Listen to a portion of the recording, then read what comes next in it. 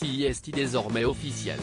Alors que le prince Harry sera à Londres cette semaine pour un hommage à Elisabeth II et une réunion avec Charles III, Meghan Markle restera à nouveau aux États-Unis et ne le rejoindra que quelques jours plus tard, en Allemagne, pour les Invictus Games. Une façon pour la duchesse de montrer qu'elle refuse de revenir au Royaume-Uni. La raison, selon les experts ? Le nouveau titre de Kate Middleton. Longtemps supposée par leurs fans respectifs, leur rivalité a été mise au grand jour par le prince Harry, dans son autobiographie, Spare, le suppléant, en VF, sorti en janvier dernier. Le fils cadet de Charles III n'a pas caché que les relations entre sa femme, Meghan Markle, et sa belle-sœur Kate Middleton n'avaient jamais été excellentes.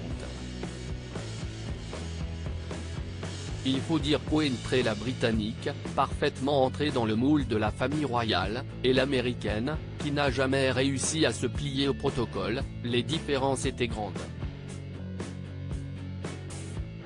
Séparées géographiquement depuis 3 ans, et le déménagement du prince Harry et de Meghan Markle aux États-Unis, les deux femmes, qui n'ont que quelques mois de différence, ne se sont croisées que 2 fois ces derniers mois, pour le jubilé d'Elisabeth II, en juin 2022, puis pour ses funérailles.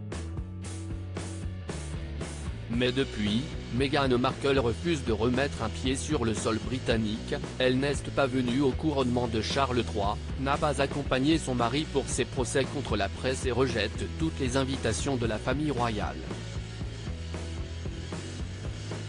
Un rang au-dessous de Kate Middleton ? Et il semblerait que cela soit en raison de sa belle-sœur. En effet, avant la mort d'Elisabeth II, les deux femmes portaient le même titre, Kate Middleton étant duchesse de Cambridge et Meghan Markle de Sussex. Mais désormais, la première est princesse de Galles.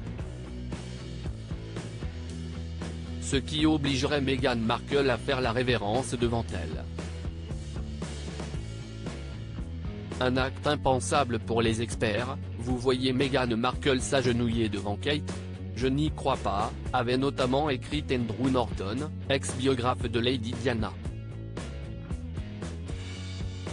D'autant que dans la famille, Kate Middleton est devenue la pro des révérences, ne manquant jamais de s'abaisser devant son beau-père Charles III, elle plie également le genou devant Camilla Parker Bowles, devenue reine consort, comme le veut la tradition.